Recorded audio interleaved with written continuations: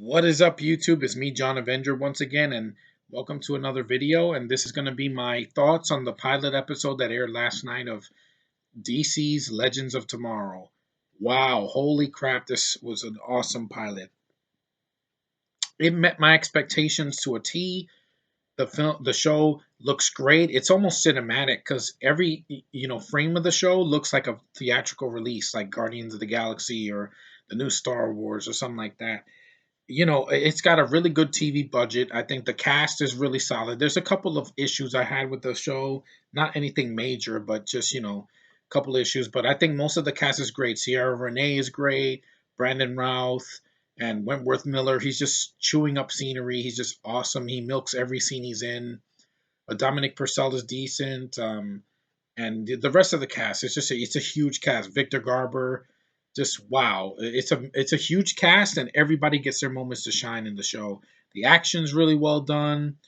You can see the fight scenes. There's violence. There's a lot of there's some language in it. I would definitely not recommend this for children, especially young children under the age of 12, because they might get terrified of some of the imagery because there is some dark imagery.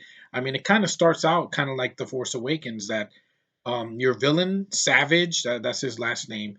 He's a villain with a beard.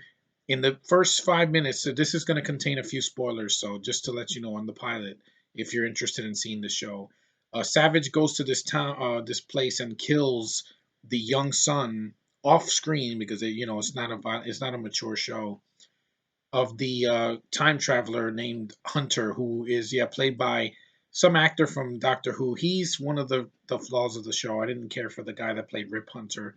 I thought he was just there. He basically sounded like Doctor Who, thick British accents, and you know how I feel about that. But I'm not going to rant on that. But just he's kind of a weak lead in the show. He gets everybody together, but I like the rest of the cast more. I like the Atom more and Firestorm and Hawkgirl and Hawkman. Really good chemistry between those two.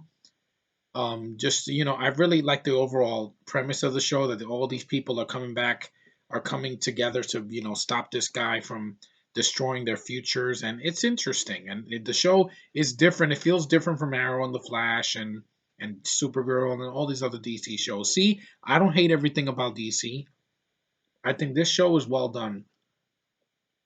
Pooey, that was just a popcorn kernel. Anyway, the other little nitpick of the pilot is that they go back to 1975. This is another spoiler, and they mention Star Wars twice, the original. They mentioned Darth Vader and Boba Fett, and to my calculations, the original movie came out in 77, so they were 2 years ahead.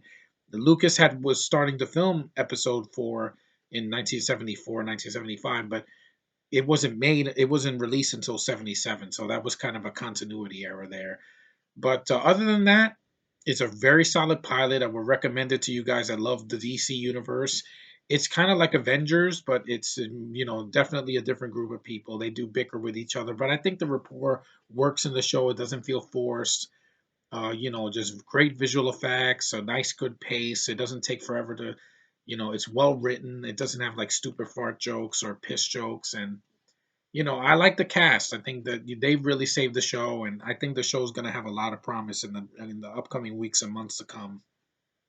I'm glad I watched the pilot. I'm going to watch more. Can't wait for Thursday nights to come now, because it won't just be Sausage Factory Thursday. It's also going to be Legends of Tomorrow Thursday night. So that's really a treat to have that instead of SmackDown, because to me SmackDown hasn't been good in years.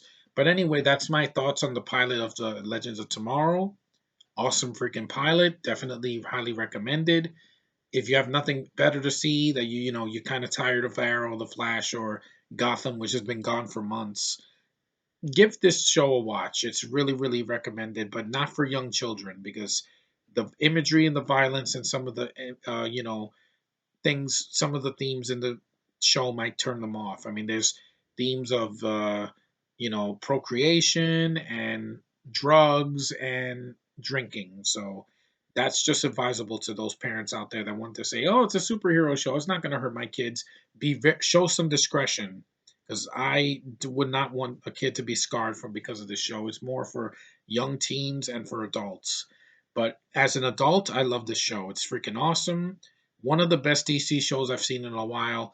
It's definitely DC knows how to do a show. They have been doing good shows for a long time, and I'm very happy that this show was made and it got released in January because January's been a long month and it's been hard to find something to watch. But now I have something to watch on Thursday nights, and I'm very grateful. So thank you, DC. Thank you very much. This is an awesome show. Give it a watch.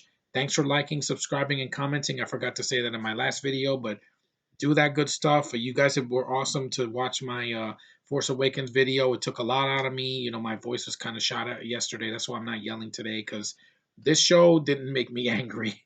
I had a few nitpicks, but nothing that was, out of the ordinary. And I was very entertained. So thanks for watching, and I'll see you in the next one.